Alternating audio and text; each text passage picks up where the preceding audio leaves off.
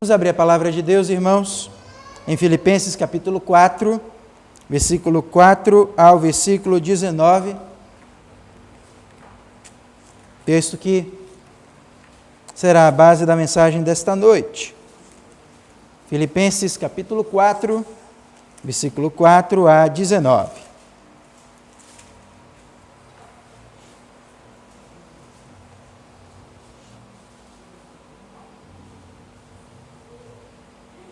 Filipenses 4, de 4 a 19.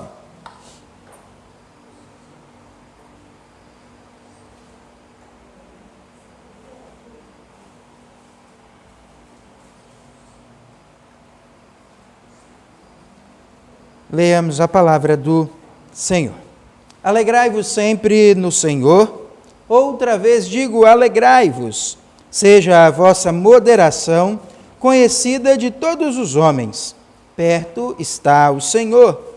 Não andeis ansiosos de coisa alguma, em tudo, porém, sejam conhecidas diante de Deus as vossas petições pela oração e pela súplica, com ações de graças.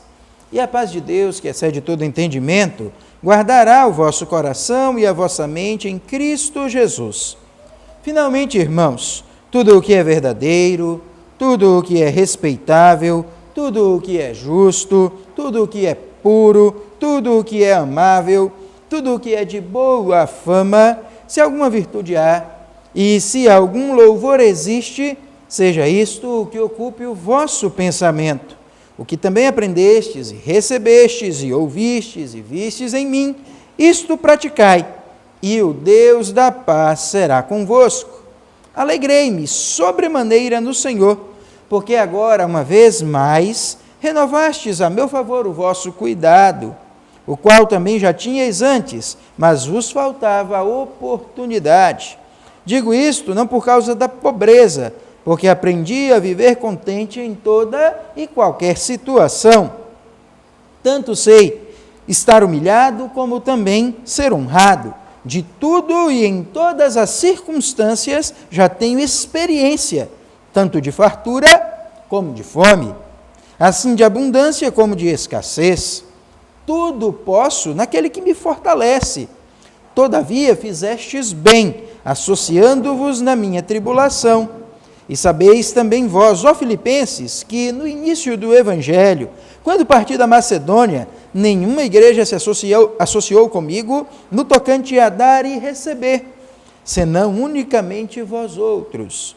Porque até para Tessalônica mandastes não somente uma vez, mas duas, o bastante para as minhas necessidades. Não que eu procure donativo, mas o que realmente me interessa é o fruto que aumente o vosso crédito.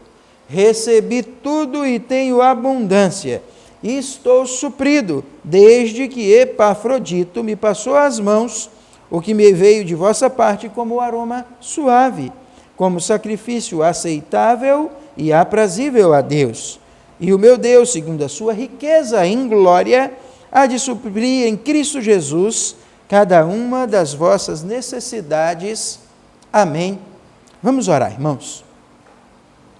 Bendito Deus, nós te agradecemos, porque podemos ter acesso à tua palavra, e te agradecemos porque neste culto podemos, Senhor, te adorar, e poderemos neste momento também, Senhor, ouvir pela Escritura a tua voz falando conosco, e te imploramos justamente isso, que o teu Santo Espírito torne esse momento muito claro, muito profundo, e que saiamos daqui fortalecidos, edificados, por meio da exposição da tua palavra.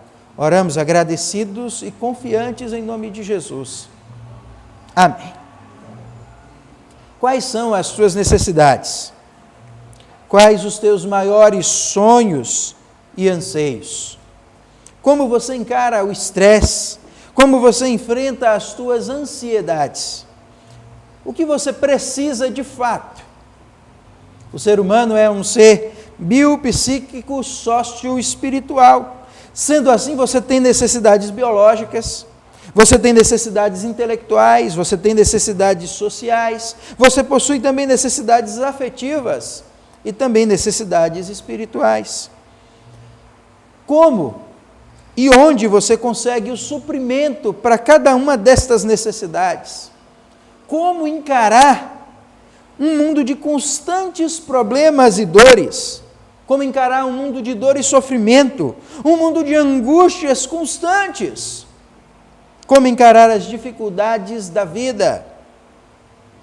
O que fazer, irmãos e irmãs, quando os problemas financeiros, quando a saúde é perdida, quando há problemas na família, quando há problemas na igreja, quando há desemprego, quando um amigo vira as costas, quando você perde um parente, quando você perde algum bem precioso?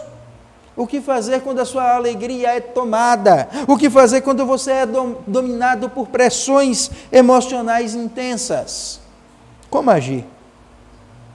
Muitas vezes, você perde a alegria, você deixa o contentamento de lado, você fica ansioso, fica deprimido, você deixa a sua vida devocional ser abalada, você para de pensar e refletir no Evangelho, para de seguir o modelo bíblico, por causa de todas essas circunstâncias.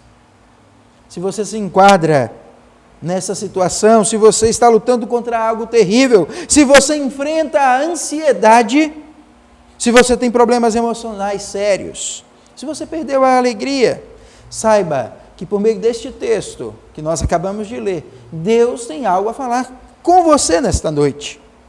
Se você está em crise de tristeza, de derrota, de dor, de sofrimento, de ansiedade, ouça atentamente o que a palavra de Deus tem a dizer a você nesta noite.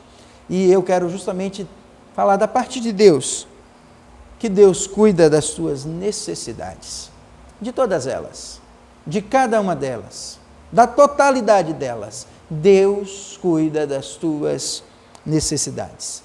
E o texto que nós lemos nos apresenta esta realidade.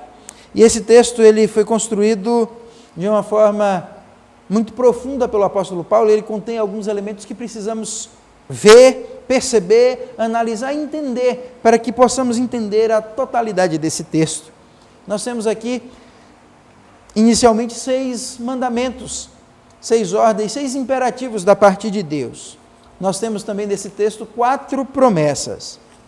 E temos nele também um exemplo pessoal do próprio apóstolo Paulo.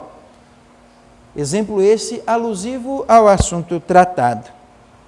Do versículo 4 até o versículo 9, nós temos os 6 imperativos e 3 promessas. Do versículo 10 até o versículo 17, nós temos o exemplo pessoal do apóstolo Paulo. E no versículo 19, nós temos a conclusão do texto. E essa conclusão é a 4ª promessa. E eu quero analisar o texto tendo essa estrutura em mente. Deus cuida das suas necessidades. E vamos olhar para isto primeiro pensando nos imperativos que o texto tem a nos oferecer. O primeiro imperativo é o imperativo da alegria, presente aí no versículo de número 4. E o versículo 4 diz: alegrai-vos sempre no Senhor. Outra vez digo, alegrai-vos. E esse imperativo da alegria, esta ordem de Deus para nós, é um imperativo da alegria sobre uma alegria que deve ser constante. O apóstolo Paulo usa o tempo presente quando ele escreve esse versículo, e no texto original, na língua grega que o Novo Testamento foi escrito, essa ideia traz para nós hoje uma ideia de continuidade, de constância. E isso é fortalecido pela ênfase de Paulo quando ele diz: outra vez digo, alegrai-vos. Alegrai-vos sempre. É uma alegria que deve ser constante. É uma alegria também que deve ser intensa. Se nós olharmos não só o versículo 4, mas toda a carta, nós perceberemos que em diversos momentos o apóstolo Paulo usa a expressão alegria, alegrar-se ou outras parecidas. Diversas vezes. É a carta conhecida como a carta da alegria. E em diversas ocasiões o termo vai ser usado, porque é uma alegria grandiosa. E essa alegria que deve ser constante e intensa, ela só é possível se você tiver nela uma base sólida. Se você colocar a base da sua alegria em qualquer coisa, ela vai desmoronar. Mas a base da alegria, para a qual somos chamados neste texto, é uma alegria centrada e firmada no Senhor, no próprio Senhor Jesus Cristo. Alegrai-vos sempre no Senhor. É o imperativo da alegria. Uma alegria constante, uma alegria intensa, uma alegria firmada em Cristo. E como diz o próprio apóstolo em outra parte da carta, regozijai-vos sempre. É uma alegria total em Cristo. Quero contar uma história para vocês que ilustra o que é a verdadeira alegria e como firmar esta verdadeira alegria em Cristo. Uma história que muitos de vocês talvez já conheçam. Essa história é de um advogado que também foi professor. O nome dele é Horatio Gates Spafford. Talvez você já tenha ouvido falar dele. Este homem nasceu no ano de 1828 e ele passou alguns problemas sérios na sua vida. Um determinado dia ele ficou sabendo que todos os seus bens foram destruídos com um incêndio. Ele perdeu tudo. Ele manteve a calma, ficou tranquilo, reconstruiu tudo e ele planejou fazer uma viagem dos Estados Unidos para a Inglaterra para descansar com a família, para esquecer aquele problema. Só que alguns problemas pequenos que precisavam ser resolvidos impediram ele de viajar com a família. E ele combinou que iria na semana seguinte. E sua esposa e 4 filhas seguiram viagem naquele dia, logo após ter perdido todos os bens. E o navio em que aquelas 5 mulheres estavam viajando veio a naufragar. E ele ficou sabendo disso. E alguns dias depois ele recebe um telegrama de 2 palavras, no qual estava escrito: salva sozinha. Ele perdeu suas 4 filhas. Só escapou de bem precioso apenas a sua esposa. Perdeu tudo que era material.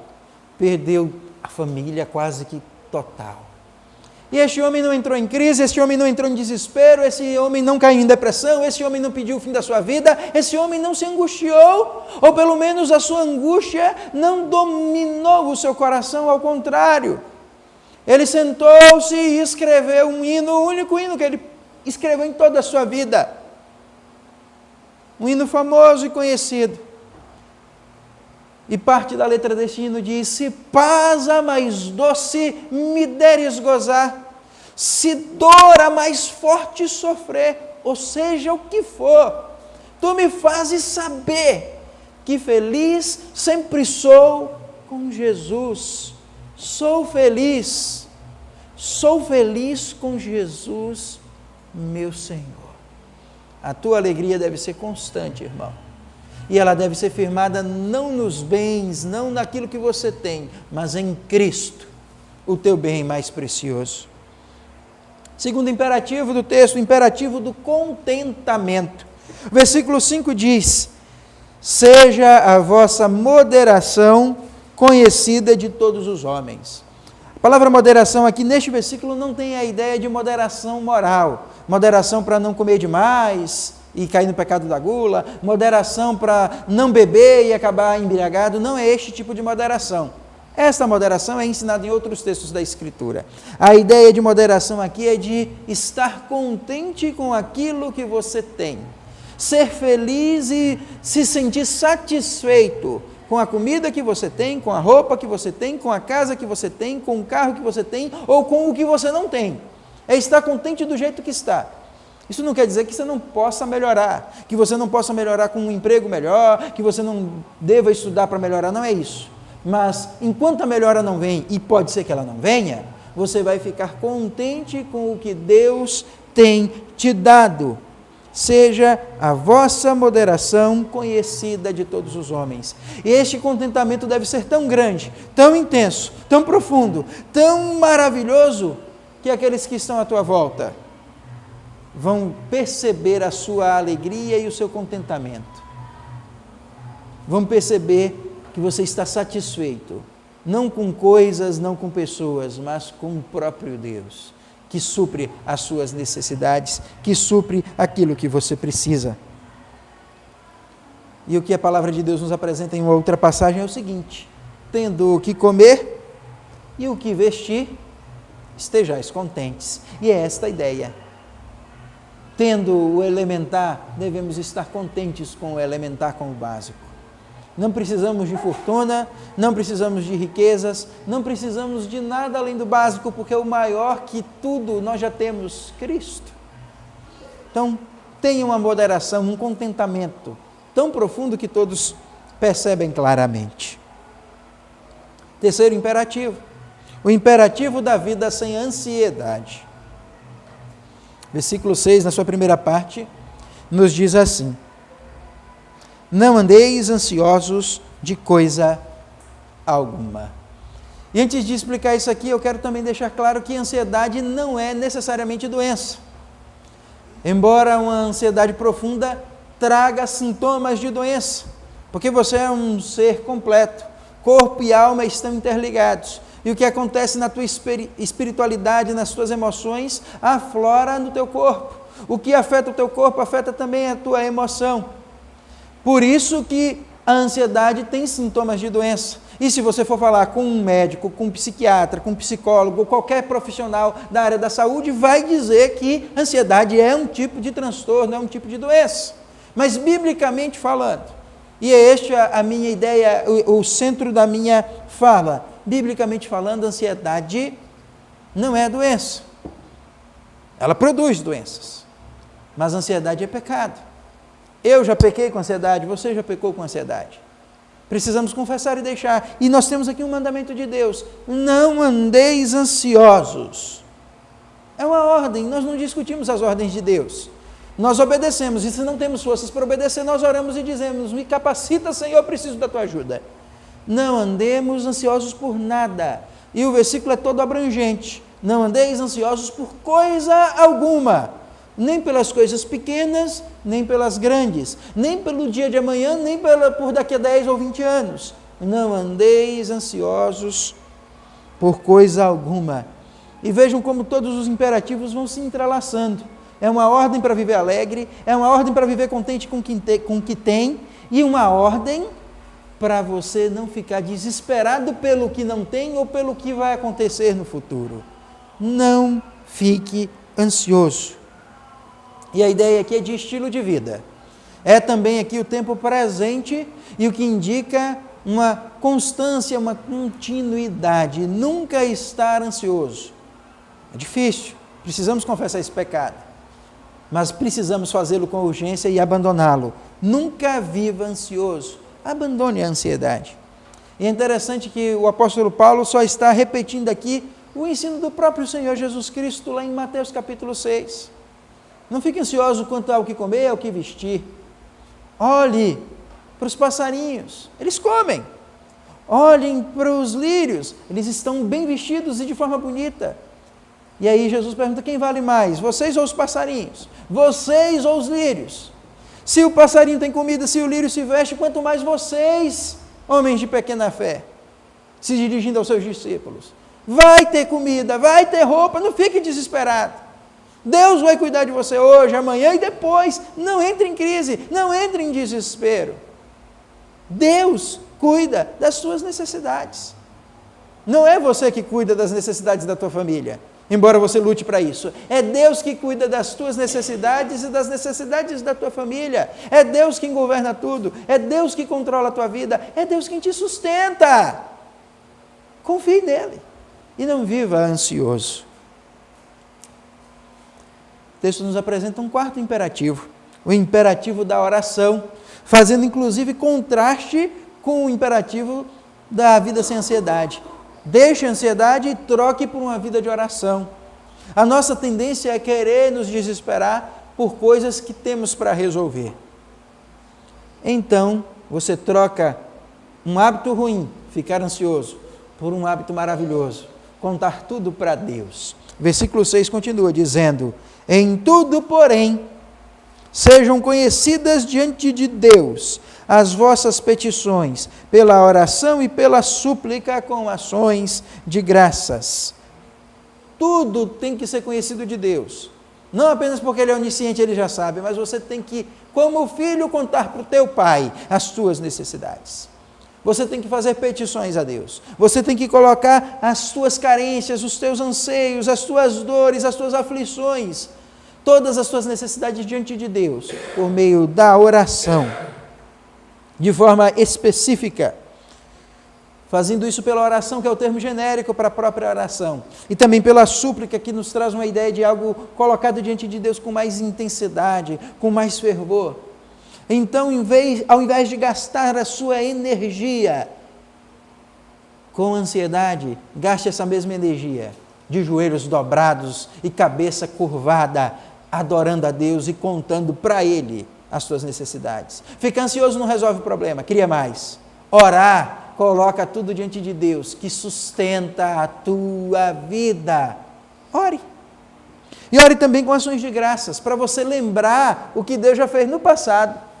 O Deus que vai te socorrer agora é o Deus que tem te sustentado dia após dia. É o Deus que mandou Jesus Cristo para morrer em teu lugar. É o Deus que tem colocado comida na tua mesa dia e noite. É o Deus que no dia que não ia ter comida, que a despensa estava vazia, de uma forma miraculosa, mandou algum sustento para você. É o Deus que te sustentou na doença e na saúde. É o Deus que sustentou você, sua esposa, seus filhos. É o Deus que sustentou a tua família. É o Deus que te deu forças quando você estava fraco. É o Deus que te amparou quando você estava caído. É o Deus que te perdoou quando você estava em pecado. É o Deus que impediu você de ir para o inferno quando você queria ir para o inferno. É o Deus que te deu vida, vida plena, completa, abundante. Lembre de tudo isso e agradeça. Peça o que você precisa e agradeça pelo que Deus já te deu. Isso vai proteger você contra a ansiedade. Este é o imperativo da oração.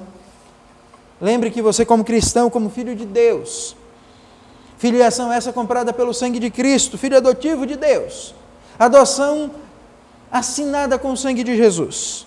Lembre que você tem livre acesso até o trono de Deus, como nos diz o autor da carta aos Hebreus, lá no capítulo 4. E ele diz o seguinte: porque nós não temos sumo sacerdote que não possa compadecer-se das nossas fraquezas. Antes foi ele tentado em todas as coisas, à nossa semelhança, mas sem pecado. Acheguemo-nos, portanto, confiadamente junto ao trono da graça, a fim de recebermos misericórdia e acharmos graça para o socorro em ocasião oportuna. Vamos orar? Vamos colocar as nossas angústias diante de Deus. Quinto imperativo, o imperativo do pensamento centrado no Evangelho. Eu convido você a olhar o que nos diz o versículo de número 8.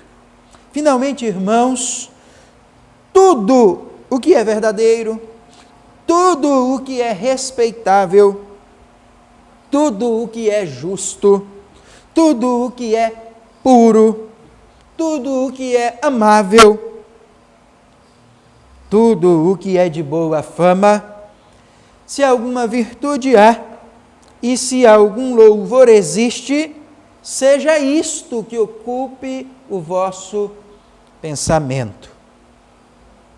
Quero fazer algumas considerações sobre esse versículo. Normalmente você lê esse versículo dissociado do contexto, eu já fiz isso também, e nós achamos que aqui temos uma informação moral sobre como proteger a nossa mente do pecado. Secundariamente, pode ser que o versículo realmente esteja ensinando isso, uma proteção para a nossa cabeça não ficar manchada com pecado. Mas pela linha de raciocínio que o apóstolo Paulo está desenvolvendo, versículo 4, 5, 6, 7, depois os versículos que vêm todos falando sobre vitória sobre ansiedade, sobre confiar em Deus, sobre Deus sustentando a nossa vida, sobre o cuidado amoroso de Deus, porque ele estaria falando no meio de tudo isso sobre questões morais. Então, quando Paulo cita tudo isso aqui, ele está dizendo o seguinte: preencha a sua mente com aquelas virtudes próprias do Evangelho. Ao invés de encher a sua mente com pensamentos de pecado, com pensamentos de iniquidade, com pensamentos ansiosos, com pensamentos sobre como resolver o problema X, sobre o pensamento em como resolver o problema financeiro, sobre o pensamento de como cuidar da saúde, sobre o pensamento disso ou daquilo, o texto diz: pense no Evangelho, que é bom, que tem louvor, que tem virtude, que é agradável, que é bom. Centralize o seu pensamento naquilo que realmente pode e efetivamente vai trazer-lhe forças para vencer. Esta é a ideia do texto. E o contexto inteiro nos mostra isso. Pense no que é bom. Pense em Deus e sua graça. Pense no Evangelho de Deus. Evangelho que nos diz que Cristo morreu por nós para nos salvar.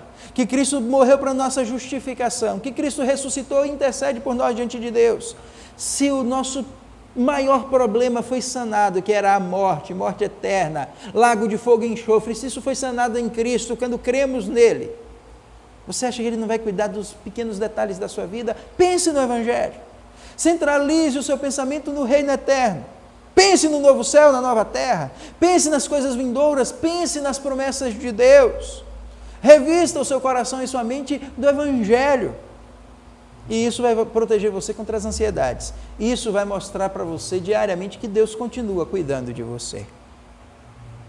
Pense no Evangelho. E como nos diz uma outra passagem da Escritura, mesmo apóstolo escrevendo a outra igreja, a igreja de Colossos, diz o seguinte: portanto, se fostes ressuscitados juntamente com Cristo, buscai as coisas lá do alto, onde Cristo vive, assentado à direita de Deus. Pensai nas coisas lá do alto, não nas que são aqui da terra, porque morrestes, e a vossa vida está oculta juntamente com Cristo em Deus.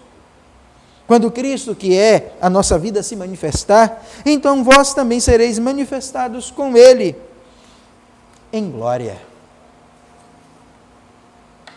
Pense no que é bom, pense no Evangelho. Eu quero contar uma história para vocês, para tentar ilustrar tudo isso que nós falamos até o presente momento. Um homem chamado Oswaldo, lá do estado de Goiás, ele trabalhava numa fazenda, era administrador da fazenda, e ele conseguiu juntar um dinheirinho, pediu as contas, e com aquele dinheirinho comprou sua própria propriedade, um pequeno sítio, numa cidade um pouco distante. E ele comprou, plantou, cuidou dos seus animais, estava tudo produzindo maravilhosamente bem. E aí as pessoas para quem ele vendeu a fazenda, ou de quem ele comprou, aquela propriedade, se aproximaram dele novamente e disseram: olha, agora você vai embora. Não, mas eu comprei de vocês. E eles tinham feito alguns rolos na documentação e, na verdade, Oswaldo simplesmente tinha dado dinheiro para aqueles homens e ele não era o proprietário real daquilo. Perdeu tudo. O dinheiro que ele gastou a vida inteira juntando e foi investido ali. Ele perdeu tudo. Ele voltou para sua terra de origem, conversou com seu antigo patrão, como era um bom funcionário, foi aceito de volta, recebeu um emprego, mas ele já não tinha a mesma alegria de antes. O fato de ter sido enrolado, de ter sido tapeado, o deixava triste, desiludido. O fato de ter perdido tudo que ele possuía, o deixou arrasado. E embora com um emprego, embora sustentando a família, ele ficava muito abatido, triste, estava beirando uma depressão. Então um dia o seu patrão falou: Oswaldo, vamos ali comigo. Colocou ele no carro, foi para um local, eles compraram um carro, que o patrão queria comprar um carro para a fazenda, e dali eles seguiram para o hospital. Um hospital onde várias pessoas com doenças terminais estavam internados. E Oswaldo não entendeu aquilo, mas foi junto, e aquele homem foi visitando ali aquelas pessoas desconhecidas, cada uma com a sua dor, com a sua angústia, e Oswaldo foi vendo a dor de cada um. Um com câncer, outro com AIDS, outro com uma perna amputada, outro com sofrimento X ou Y, e ele foi percebendo que ele tinha perdido tudo. Mas ele ainda tinha emprego, ele ainda tinha saúde, ele ainda tinha família. E a sua crise emocional passou. E ele voltou a agradecer a Deus por tudo que ele tinha e deixou o seu passado para trás. E é isso que nós precisamos fazer, irmãos. Esquecer os problemas do passado e parar de pensar nos problemas do futuro e centrar a nossa mente em Cristo, no Evangelho. Isso vai nos envolver, vai nos proteger. Não coloque o seu foco no problema, não coloque o seu foco nas aflições, não coloque o seu foco nas circunstâncias. Olhe para Jesus, olhe para as Escrituras, olhe para a criação de Deus e veja a dimensão do poder de Deus que criou tudo isso. Olhe para a providência de Deus que já agiu várias vezes na sua vida. Coloque o seu foco, o seu coração a sua mente em Cristo Jesus. E tudo isso nos leva para mais um imperativo, o imperativo da imitação. No versículo 9 nós lemos: o que também aprendestes e recebestes e ouvistes e vistes em mim, diz o apóstolo Paulo, isso praticai, e o Deus da paz será convosco. Veja a lista que Paulo faz. Vocês aprenderam, vocês receberam, vocês ouviram, e depois de todo esse ensino, vocês viram isso em minha vida. Agora praticai. É óbvio que Paulo tinha muita autoridade para falar isso, porque ele vivia o Evangelho como nós deveríamos viver, mas não vivemos.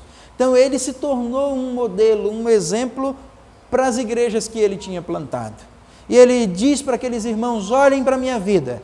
Isso que eu estou ensinando para vocês agora faz parte da minha própria vida. Sigam o meu modelo de alegria, de contentamento, de vida sem ansiedade, de uma vida de oração, de uma vida centrada no Evangelho. Me imitem, é a última ordem de Paulo nesse texto. Olhem e imitem isto, este modelo de uma vida de confiança em Deus.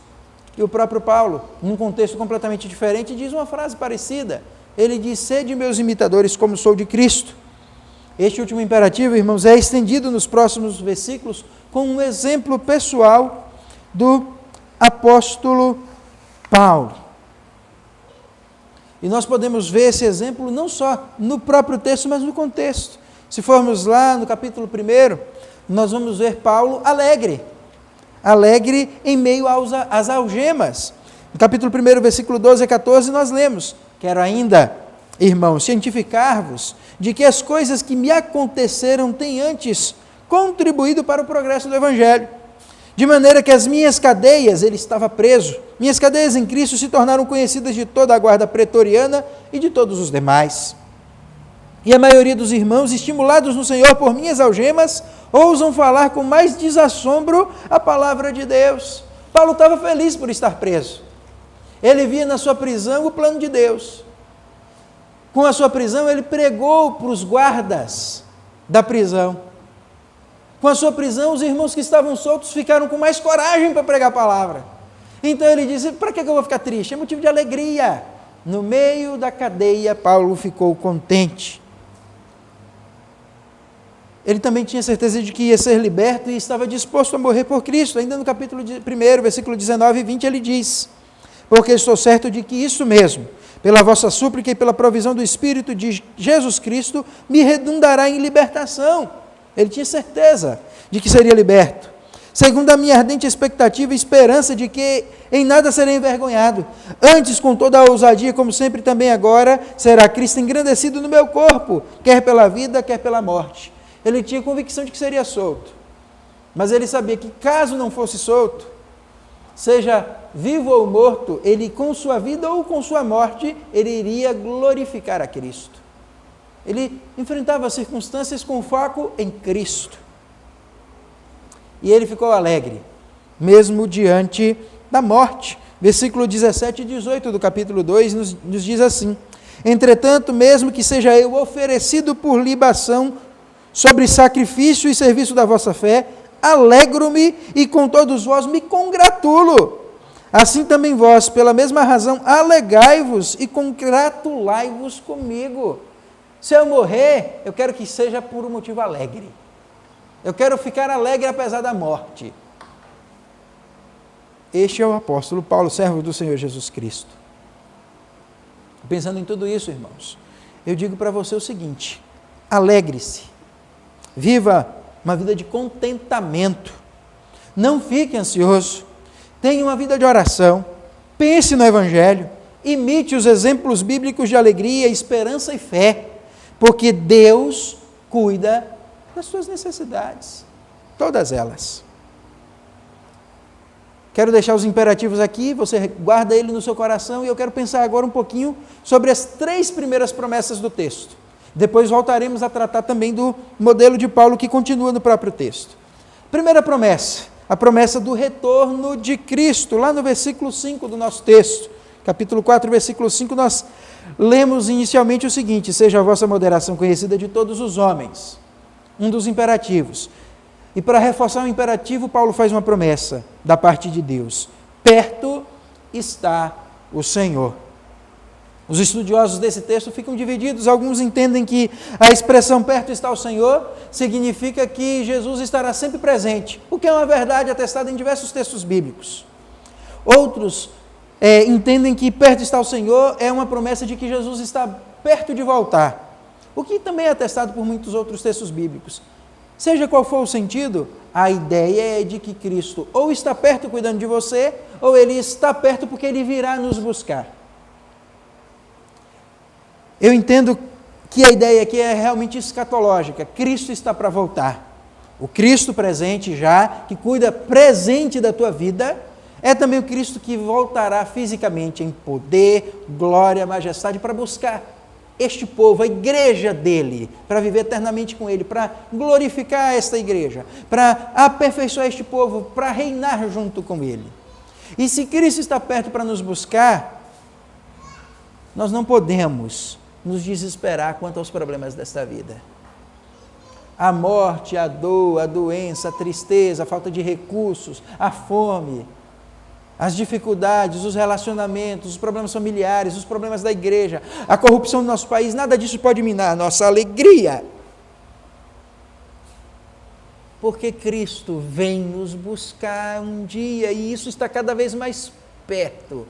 Você vai viver com Ele, você vai vê-lo face a face, a glória de Cristo vai irradiar sobre você, você vai ser iluminado pelo brilho da glória de Deus, você vai viver em ruas que brilham como o ouro, você vai viver na Nova Jerusalém, você vai ver o paraíso perdido que será recuperado, você vai viver eternamente com Cristo, para a glória de Cristo. Ele está perto. Então, aguente só mais um pouquinho. Está doendo? Aguente mais um pouquinho. Cristo vem para te buscar, para te tirar desse mundo mal. Ah, está doendo muito? Calma! Jesus sabe que está doendo muito. Ele vai cuidar de você enquanto dói.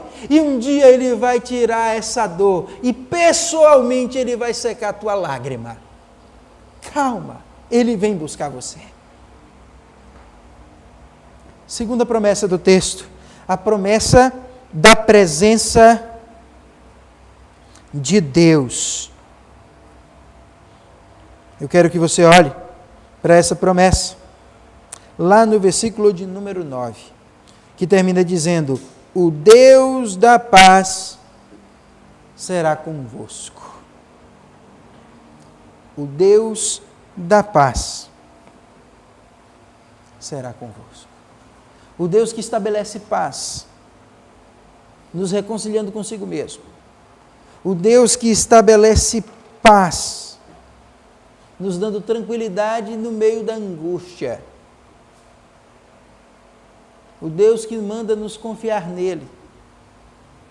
O Deus que nos reconciliou consigo mesmo, que encheu nosso coração de paz. Diz o texto, esse Deus está conosco, é o Deus presente. É o Deus que te cerca, é o Deus que te envolve. E há uma figura bíblica do Antigo Testamento, esse Deus de paz é o Deus que nos envolve. E a figura bíblica do Antigo Testamento é a figura da coluna de fogo e da coluna de nuvem, que guiava o povo judeu no deserto, na caminhada do Egito até Canaã. Aquelas duas colunas protegiam o povo e simbolizavam a presença de Deus, porque Deus estava efetivamente presente no meio daquele povo. Tanto que no momento de pecado do povo, Moisés faz uma oração intercedendo. Deus havia dito que não iria mais acompanhar o povo, e Moisés diz: Senhor, se a tua presença não for com a gente, não tem jeito. E Deus diz: a minha presença vai com vocês. Deus é presente, Deus está conosco, Deus está sempre conosco. Deus que estabeleceu paz está com cada um de nós. Podemos ter paz, podemos ter tranquilidade. Terceira promessa, a promessa de sermos guardados pela paz deste Deus. O Deus presente, que é o Deus da paz, promete nos guardar com esta paz. Versículo de número 7. Após falar que você não deve ter uma vida de ansiedade, mas sim uma vida de oração, o apóstolo Paulo faz essa promessa da parte do Espírito Santo, que é uma consequência desta vida de oração.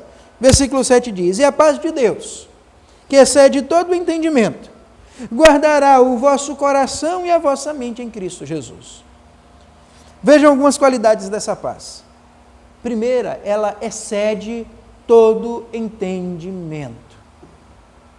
Você não pode calculá-la, você não pode colocá-la dentro de um pacote, você não pode nem descrevê-la totalmente, porque ela excede todo o entendimento. É uma paz imensa, uma paz grandiosa. Precisamos defini-la também, não é apenas ausência de guerra, é tranquilidade apesar da guerra. Não é ausência de dor, é tranquilidade apesar da dor. É uma paz intensa. E o texto bíblico diz que essa paz guardará o seu coração e a sua mente em Cristo Jesus. Paulo estava preso quando escreveu tudo isso aqui. Tinha soldados acorrentados a ele e soldados na frente dele, que guardavam para que ele não fugisse. E Paulo tinha soldado lá o tempo todo. A cada 6 horas o turno era trocado e soldados estavam lá, e sempre tinha soldado. E Paulo olhou aquela circunstância, e de novo ele não olhou para a circunstância para ficar focado nela, mas ele viu algo bonito para ilustrar o que ele ia escrever. E ele viu que, humanamente falando, ele não podia sair dali. Tinha guarda preso no corpo dele, tinha guarda vigiando ele. E ele entendeu, olha, eu estou cercado, eu não posso sair daqui. Aí a palavra que era usada para ser vigiado, ele usa também para a paz de Deus vigiando a gente. E ele diz, olha, a paz de Deus vai guardar. Em outras palavras, vai montar guarda.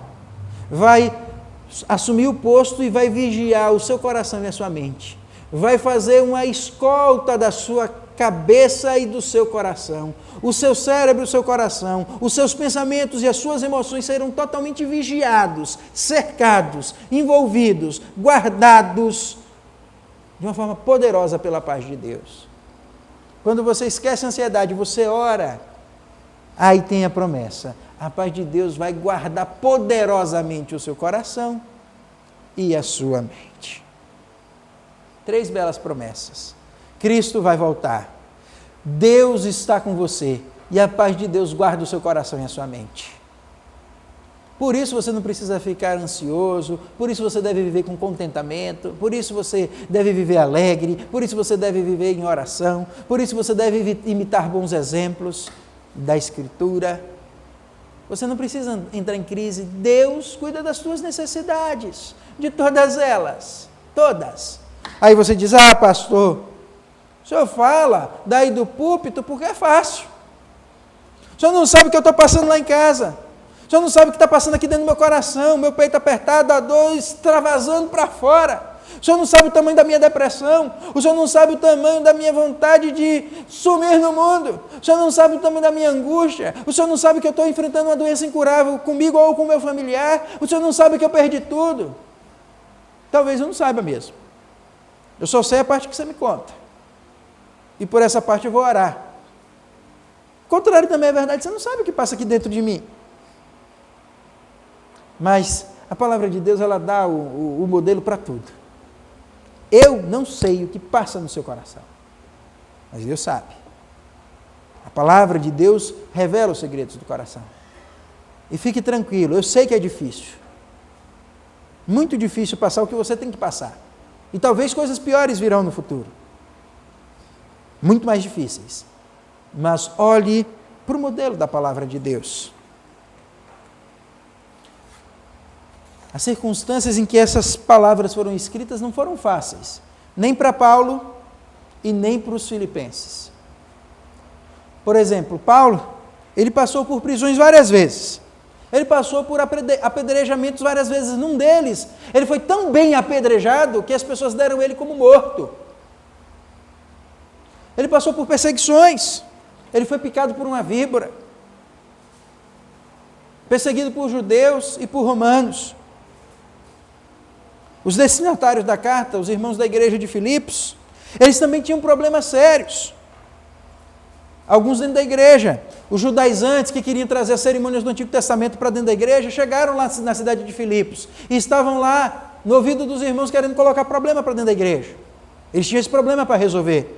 Dentro da igreja tinha duas irmãs, Evódia e Sintique, duas irmãs que deviam se amar, que estavam brigando, quebrando tudo dentro da igreja, não queriam se falar. Era um problema para a igreja. Aqueles irmãos estavam sofrendo perseguições por causa da sua fé. Muitos ficaram desempregados porque não adoraram o imperador, o que era comum no Império Romano. E esses irmãos em dificuldade, inclusive financeiras, eles mandaram uma oferta para Paulo na prisão. Paulo lá passando aperto dentro da prisão, comendo pão seco e água, ele recebe uma oferta das mãos desses irmãos para que ele tenha um pouquinho mais de alegria. E um dos propósitos dessa carta é escrever justamente para agradecer aqueles irmãos pela boa oferta que supriu as necessidades dele. Paulo estava quase passando fome. E por causa da oferta daqueles irmãos que estavam com suas próprias crises, é que ele foi suprido. Mas é interessante que o irmão escolhido para levar os donativos, a igreja levantou as ofertas e falou: olha, irmão, você vai levar para Paulo. O nome desse irmão é Epafrodito. Ele pegou as coisas para levar para Paulo. E ele ficou doente também, severamente doente. E é nesse contexto, irmãos, de luta contra heresias, brigas internas, prisão de apóstolo, perseguição, desemprego e de doença, que Paulo escreve tudo isso. Sofrimento dele e sofrimento dos irmãos, estava todo mundo sofrendo. E no meio de todo esse sofrimento, Paulo diz: vamos nos alegrar, vamos nos contentar, vamos esquecer a ansiedade. Vamos orar mais, vamos pensar no Evangelho e não nos problemas. Vamos imitar esse modelo que eu estou deixando para vocês aqui. E tem promessas.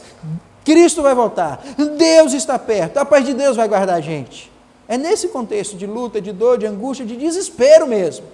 Então, se você está dizendo: o pastor não sabe o que eu estou passando, o pastor não sabe, mas Deus sabe. E é Deus que está mostrando tudo isso para você por meio desse texto. Ele cuida das suas necessidades, irmão.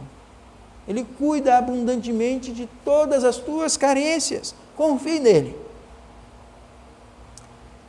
Como eu falei, o texto é formado por 6 imperativos, 4 promessas, vimos 3 delas. O exemplo pessoal de Paulo, e eu quero olhar para esse exemplo pessoal agora, que já ficou claro, mas eu quero deixar mais claro ainda por meio do próprio texto. Do versículo 10 em diante, nós vemos isso. Tudo que Paulo ordenou para o povo, ele próprio praticando. Versículo 10. Alegrei-me sobremaneira no Senhor. O Paulo que manda se alegrar é o Paulo que está alegre.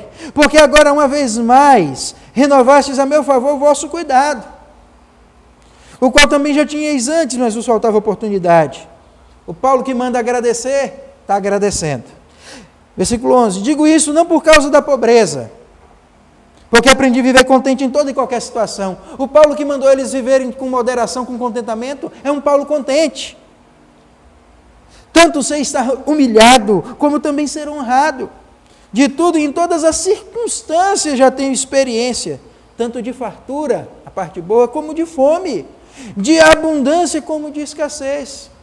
E como que Paulo venceu tudo isso? Ele centrou os olhos e a vida e a fé dele em quem? Em Cristo. Versículo 13 diz isso. Tudo posso naquele que me fortalece. Seja momentos bons ou ruins, Deus me fortalece e eu posso enfrentar tudo, porque Deus me fortalece na fome, na angústia, na miséria, na prisão, na perseguição. Deus me fortalece. E este é o exemplo que o apóstolo Paulo deixa para aqueles irmãos. O seu modelo pessoal de alegria, de gratidão, de oração, de fé, de contentamento. Tendo tudo isso em vista, irmãos, estamos prontos para olhar para a última promessa do texto.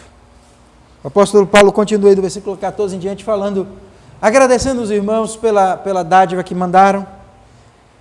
No versículo 18 ele vai falar que recebeu tudo, está suprido e que aquilo foi muito bom, agradável. Aí no versículo 19 temos mais uma promessa. É o desejo de Paulo, mas é um desejo inspirado, por isso uma promessa do Espírito para nós. E Paulo diz, e o meu Deus, segundo a sua riqueza em glória, há de suprir em Cristo Jesus cada uma de vossas necessidades. Tem muita informação importante aqui nesse versículo, irmãos. Primeira coisa, faço a pergunta, quem que vai suprir A resposta é Deus. É aquele que pode controlar o universo. É aquele que tem poder, aquele que tem grandeza. Deus vai suprir. E Paulo coloca de forma bem pessoal, ele diz, o meu Deus, o nosso Deus, irmãos, ele vai suprir. Mas o que ele vai suprir? O texto deixa claro, cada uma de vossas necessidades. E isso aqui indica que todas elas serão supridas, mas também de uma forma individual. Cada uma delas individualmente, até que todas elas sejam supridas. Deus vai suprir todas as tuas necessidades. Não seus sonhos e desejos, mas as suas necessidades serão todas elas supridas. Qual é o padrão desse suprimento? O texto diz que será segundo a riqueza da glória de Deus, segundo a sua riqueza em glória. Em outras palavras, Paulo está dizendo que vai ser de forma abundante. Deus vai cuidar de forma maravilhosa de você. Ele vai suprir as suas necessidades. Todas elas, cada uma delas. Você não deve ficar ansioso, irmão. E quando você entende isso e luta contra a ansiedade em oração, meditação, contentamento e confiança, Deus te dá a vitória contra a ansiedade. E ainda mais, Ele blinda o teu coração, Ele blinda a tua mente contra a ansiedade. E Ele blinda teu coração e mente com a sua paz, com a sua presença, com o seu poder, com o seu cuidado amoroso. Deus cuida das tuas necessidades. Eu vou concluir contando uma história. Uma cidade estava em grande seca. Fazia muito tempo que não chovia e a cidade estava sofrendo com a falta de água, com a falta de alimento, com a carestia. As plantas morrendo, os animais morrendo, as crianças passando necessidade e o sofrimento intenso. E o pessoal saiu da igreja falando o seguinte, olha, nós vamos voltar mais tarde. Não vai ser para a escola dominical, não vai ser para culto, vamos fazer uma reunião de oração específica e exclusiva para orar pela seca. E depois, no horário marcado, a igreja estava toda de volta para orar, pedindo para que Deus acabasse com a seca e mandasse chuva. E uma menininha, uma criancinha, chegou com uma capa de chuva e um guarda-chuva. E um dos adultos começou uma pequena risada daquilo. Só que o silêncio dos outros o calou. Porque a fé daquelas crianças era sincera. Se iam orar por chuva, ela tinha que estar preparada para a chuva. Ela confiava em Deus ao contrário dos adultos. Você só vence a ansiedade quando você ora com confiança. Lembre, Deus cuida de todas as tuas necessidades. Já cuidou da maior delas. Você precisava de Deus, de vida, de salvação. E Ele te deu tudo isso em Cristo Jesus. Ele vai cuidar de todas as outras. Físicas, emocionais, espirituais, materiais, todas. Deus cuida das tuas necessidades. Amém.